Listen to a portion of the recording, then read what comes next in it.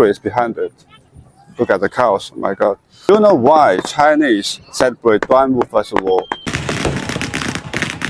or celebrate the Dragon Boat Festival, eating zongzi and having the Dragon Boat racing in that day? Actually, we have 3 different stories behind it. So number 1 is, more than 2,000 years ago, in China, we have a very old-style festival system to say Dragon Tattoo Festival. So number 2 is, we believe a day in the June is a very hottest day in this year. And in that day, we can avoid every single bad thing happening for our life. So number 3 is for Qu Yuan.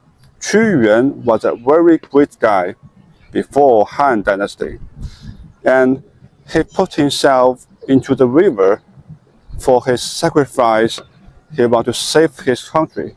That country is Chuguo. And Chuguo was a very mainland of now Hunan province. So people, for honor and for commemorate Qu Yuan, they making zongzi, they doing the boat and having the different things of dragon boat, and to remember Qu Yuan.